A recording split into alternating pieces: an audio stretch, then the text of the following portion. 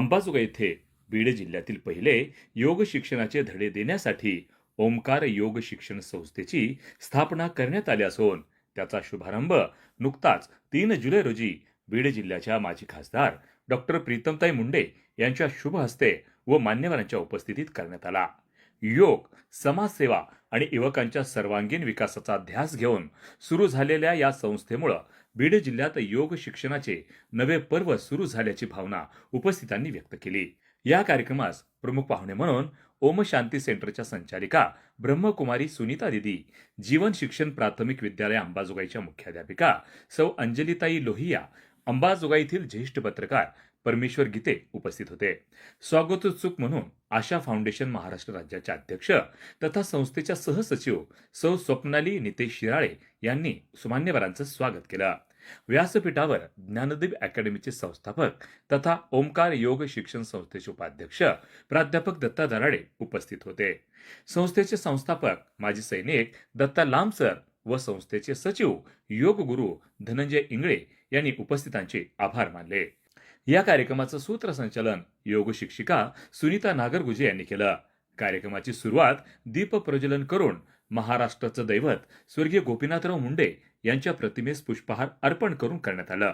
यावेळी माजी खासदार डॉक्टर प्रीतमताई मुंडे यांनी योगाचं महत्त्व पटवून देताना सांगितलं की योग हा केवळ व्यायाम नसून शारीरिक, मानसिक आणि आध्यात्मिक बळ देणारा मार्ग आहे। योगाच्या माध्यमातून समाजातील भेदभाव दूर करून सर्वांनी एकत्र येत महाराष्ट्र अधिक सक्षम बनवावा असं आवाहन त्यांनी केलं। काही का असेना निमित्त पण आज आपल्याला योग साधनेचं महत्त्व हे अधिकाधिक लोकांना पटलेलं आहे आणि ते काळाची गरज आहे हे लक्षात घेऊन केवळ आपण घरी वर्षातून एक दिवस 21 जूनला योग करणं हे उद्देश नसून योग हा आपल्या जीवनशैलीचा भाग झाला पाहिजे या दृष्टीने आपण कार्य करत आहात। त्याबद्दल मी तुम्हाला खूप खूप शुभेच्छा देते। पण मी आज माझ्यासारख्या व्यक्तीने जर घरी योगा करायचं ठरवलं तर मी कसं करणार जर माझ्यासाठी चांगले प्रशिक्षक नसतील। आता आपण सगळे टेक्नॉलॉजीच्या जगात आहोत। कुठलीही गोष्ट फटकेने फोन काढतो आणि गुगलवर शोधतो, चॅट जीपीटी वरती बघतो। या सगळ्या काळात सुद्धा तिथे सुद्धा आपल्याला कोणीतरी प्रशिक्षण देणारं जर जगात अस्तित्वात असेल तरच ते माणूस गुगलवर येईल ना। आपण युट्यूब वरती व्हिडिओ बघणार, पण हे व्हिडिओ बनवणारी माणसं जर नसतील तर प्रशिक्षण कोण देणार? त्यामुळे योग फक्त आपण करायचा नाही तर प्रशिक्षण देणारी माणसं तयार करायची। या तुमच्या भूमिकेचं मी खूप खूप कौतुक करते आणि इतक्या मोठ्या संख्येने आपल्याकडे यासाठी विद्यार्थी उपस्थित आहेत म्हणून मी त्यांचंही कौतुक करते।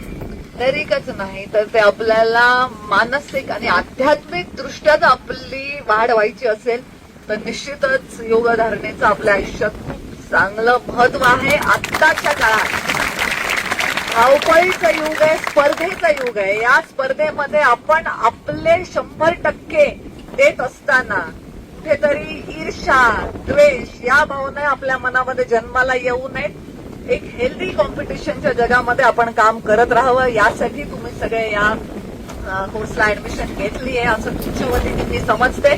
संस्थेचे संस्थापक माजी सैनिक दत्ता लांबसर यांनी आपल्या मनोगतात सांगितलं की समाजातील प्रत्येक घटकापर्यंत योग पोहोचवणं हे संस्थेचं ध्येय आहे।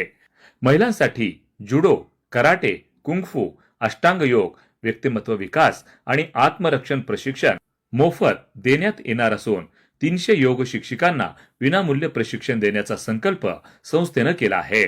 प्रत्येक गावात 2 योग शिक्षक तयार करण्यासोबतच प्रत्येक शाळेतील एका शिक्षकाला योग प्रशिक्षण देण्याची योजनाही संस्थेनं आखली आहे। गरीब विद्यार्थ्यांसाठी योग पद्धतीद्वारे पोलीस व मिलिटरी भरती पूर्व मोफत प्रशिक्षण देण्यात येणार असल्याचंही लांब यांनी सांगितलं।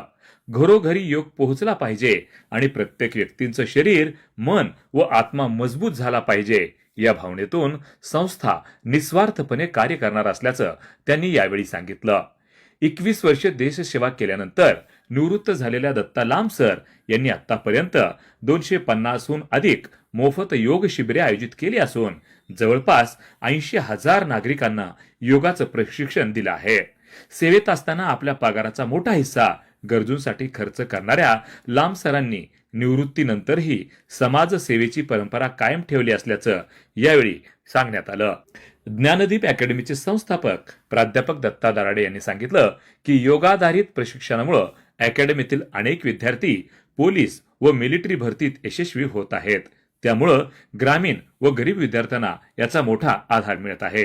या कार्यक्रमास श्रवण ऑर्केस्ट्राचे संचालक तथा सुप्रसिद्ध गायक ज्ञानेश्वर नागरगोजे, योग शिक्षिका सौ मनीषाताई इंगळे, माजी सैनिक परमेश्वर साठे, सौ अंजली पाटील, योग शिक्षिका सौ सरला उपाध्याय, योगगुरु भानुदास देशमुख, आंतरराष्ट्रीय गोल्ड मेडलिस्ट योगगुरु सोमेंद्र शास्त्री, योगगुरु अमित वर्मा, फार्मासिस्ट तथा योग शिक्षक गौरव गित्ते, डॉक्टर मोहन मुंडे, योगगुरु सचिन थोरात, योगगुरु परमेश्वर भिसे, योग शिक्षिका प्रिया शिंदे यांच्यासह विविध क्षेत्रातील मान्यवर या प्रसंगी उपस्थित होते. अंबाजोगाई शहरात सुरू होणारे हे बीड जिल्ह्यातील पहिले व्यापक योग प्रशिक्षण केंद्र ठरणार असून समाजाच्या सर्वांगीण आरोग्यासाठी ही संस्था महत्वाची भूमिका बजावणार असल्याची भावना उपस्थितांनी व्यक्त केली.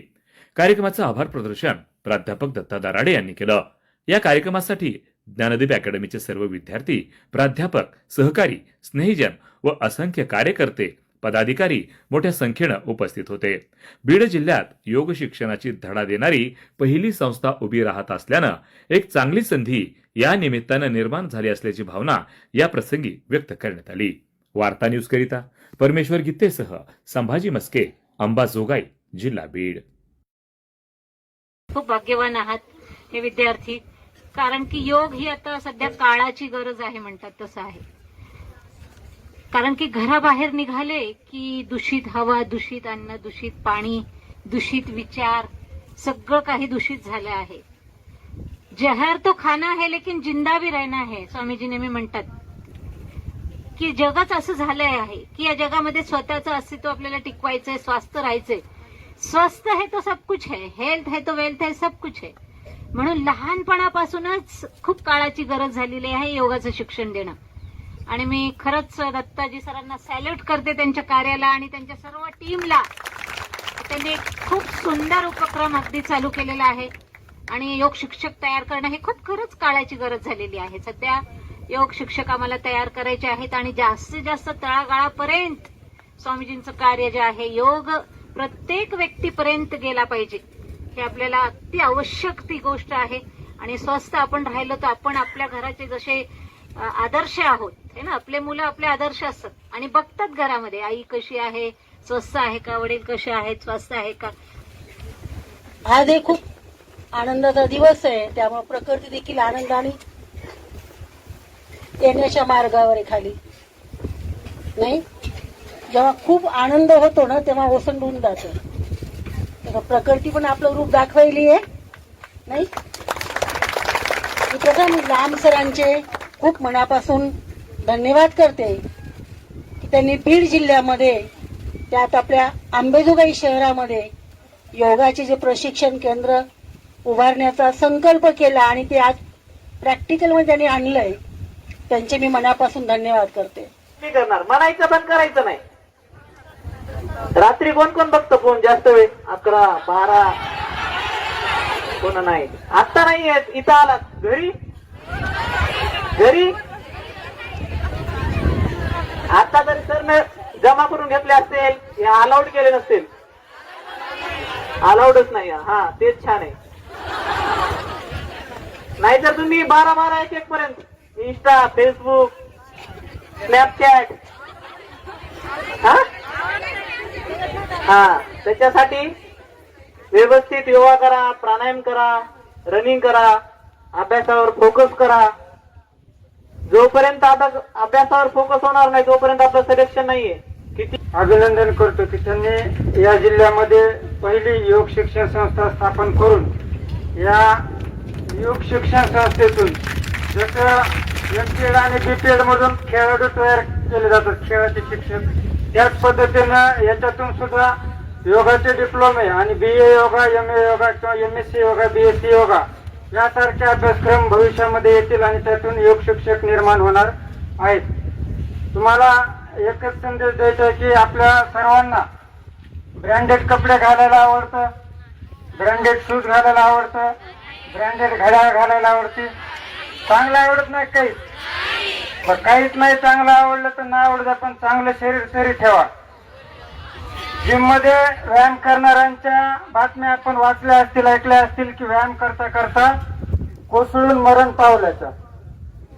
परंतु योगा करत असताना एकही बातमी आलेली नाही की योगा करताना तो एक्सपायर झालाय म्हणायचं. कारण असं आहे की जिम मध्ये हेवी वेट वगैरे आपण उचलतो आणि ते वजन किती उचलावं हेही त्याला भान राहत नाही आणि त्या मेंदूपर्यंत नसा त्याच्या पूर्ण येऊन फाटल्या काही उदाहरण आहेत. परंतु योगा हा आपल्या शरीराच्या अंतर्मनातील संपूर्ण घाण, विषारी द्रव्य, विषारी पदार्थ बाहेर टाकण्याचं काम करून मन, शरीर आणि आत्मा या तिघांना जोडून ठेवण्याचं काम करतं.